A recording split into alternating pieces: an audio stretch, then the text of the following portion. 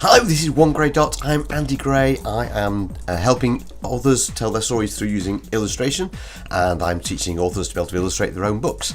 This is going to be a video which is slightly different. I'm going to be using the Rebelle 3 software to be able to show sort of like how it works. We're going to do it in two different ways though. First of all, I'm going to talk over it and speed the video up a little bit so that it doesn't take too long to do the piece, because it took about an hour to do.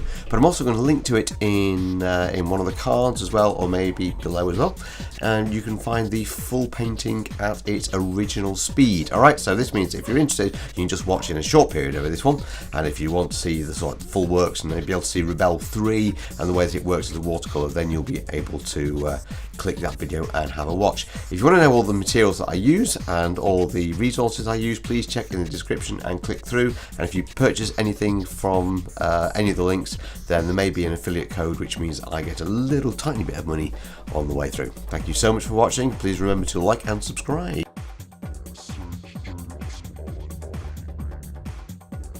So what I'm basically doing here to start all this off is I'm just experimenting with Rebelle 3. So this is what I often do when I'm starting my pictures. It's kind of like warm-up exercises, and I'll be selecting brushes and messing around with them, changing the settings. The settings here are for the brush. I'm not overly impressed with the default brushes that come with Rebelle 3. I actually very much prefer the ones which are in Photoshop. However, I'm determined to persevere and get something which I really like, and I managed to develop this little brush here, which is selected from a scribble, and then I just basically broadened it up and that kind of thing. This is a challenge by Rebelle 3. They launched a little competition which said draw a wizard, and they had an original one. I don't think I quite obeyed the rules, but never mind, they still tweeted me and supported me on Instagram, so that was good in itself, so I'm quite happy about that. Normally I start with sort of like blobs and that kind of thing, and then illustration around the blobs, but I decided to go straight in on this occasion. Pencil tool. So looks like I paused for a second here. Lots of pauses. Probably went for a drink or something. Anyway, right, back to the story. So what you basically do is, once you've got a scribble of a layout, and you can do it in whatever way you really want, I then drop in some, I suppose you could call it a more refined version of a stick figure. And then I drop in some more scribbles of ideas, and I keep just refining the same picture over and over again. So this is my technique really, and it's something which I teach people, is you just start from a scribble, get the rough ideas in, and then slowly build it up, and using a very scanty knowledge of anatomy, you build up the figure and the shape. So there we go, just like this. Right, we're now going into the best bit. So we've got the scribble idea of the format and everything else, and this is how you now ink it. So this is where Rebelle 3 really pays off. These the ink brushes have a slight flow to them. Depending on which paper you've chosen, it'll respond in different ways. If you wet the paper, it'll even bleed out a little bit as well, so it's pretty cool. But when you go near the ink lines, they kind of like run together as well. Very, very clever. Really enjoy doing it. And once I've drawn it once, then I put it into a faded background and I draw over it again. So each time I'm refining the picture more and more so that I get something that I want, but never losing the energy. That's the most important thing. You're never losing the energy with these drawings, because children's pictures must always have energy in them. Without energy, they kind of like die and give up.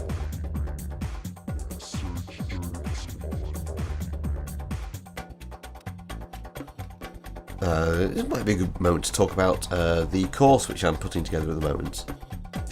To draw in this style actually isn't quite as hard as it looks, and a lot of time people think that when people approach me to draw pictures for them, they really would like a very refined art style. Even though they love this stuff, they want a refined style.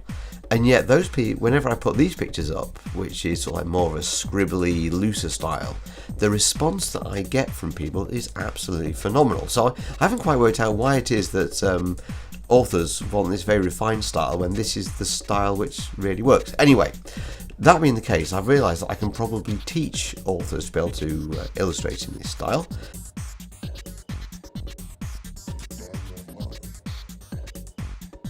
So please subscribe so that you can be kept informed of when that comes through. Oh, we're on to the second best bit of Rebelle 3. This is the addition of the watercolour. Now it looks very fast on here, of course, so you can slow it down if you want to. Or you can go and watch the longer version. If you look in the top right hand corner, you'll see that I've put a card to the longer version, which is the full speed imagery, so you can watch it. But you can see even on here the way that those watercolours just flow out through everything. It really is like we're using watercolour. You can see just there where the blue flowed into the orange. And I could geek out over this forever. Oh, look at it, it's so exciting. Look at the way it flows. Oh, and when we went just super saturated blue then, that light blue colour, that's because you can actually re-wet areas and go in there, just make it flow and blow it around and stuff. And so you're always having these messy watercolory things to go around with. Anyway, as I was saying about working with authors and helping them to choose the style which they want to, if you go on amazon.com or .uk, you're going to find, just look at the most popular books, and you'll find that the majority of them do not have super refined pictures. In fact, they're either cartoony or they're super simplified or whatever. So when you're talking about illustrating books for children, the academic books, the educational series, and that kind of thing, yes, they, the Biff and Kipper books, yes, they are quite moderately refined, I suppose you could say, and quite tricky to draw. But when you're talking about the books that go into the libraries and the books that become really popular and all the rest of it, guess what? They're all like this. They're kind of much more fun to read. Some of them sort of like a paper cutouts and all sorts of other things. It's not as hard as you think. So I realised that I could probably, because I've taught in schools for years how to draw, and I can get kids drawing like this, I thought, why don't I teach authors?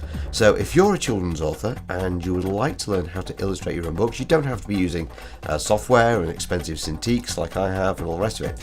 You can actually do all this in normal watercolour and paper and stuff, and I'm going to be teaching it. At the moment, I'm running it for with a beta group who I'm teaching how to do it all. But eventually, I will be going to charge for it. Okay, so but you can jump in, and it'll be. I'll teach you every illustration trick that I know.